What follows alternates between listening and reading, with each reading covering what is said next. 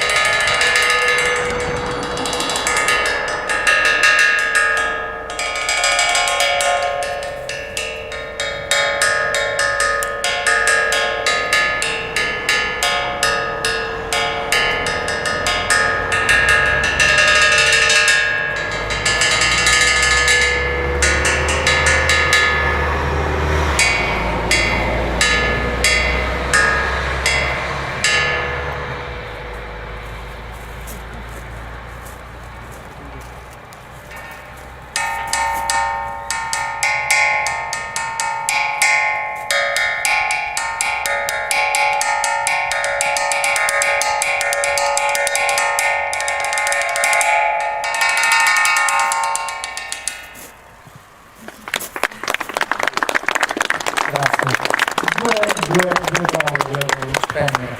È una scultura, per cui ha il suo ruolo.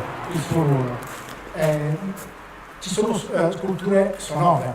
Abbiamo un italiano, il Pinuccio Sciola, ma se andiamo un po' indietro nel tempo, un tedesco, Elmar Docher, creò proprio delle sculture sonore nel 74. E 15 anni dopo, nell'89, un musicista sempre tedesco, Stefan Mikus, incise con queste sculture un disco, quindi noi abbiamo sentito un suono, non è stata forgiata per una nota, quindi la scultura sonora è un po' come le canne dell'organo che vedete in chiesa, e quindi le sculture sonore hanno delle note ben definite. Queste non sono delle note ben definite, cioè non riusciamo a fare neanche il Martino, abbiamo solamente delle altezze, però è bello sentire proprio il vivo della pietra.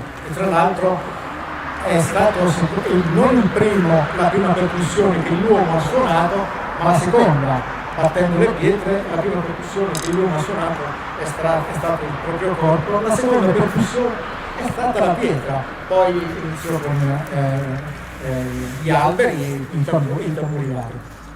Per cui è anche un là al circolo culturale.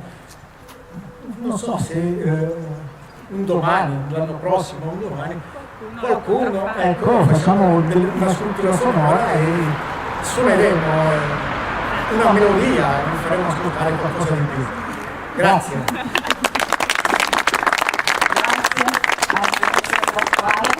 Abbiamo voluto fare un po' questa sorpresa.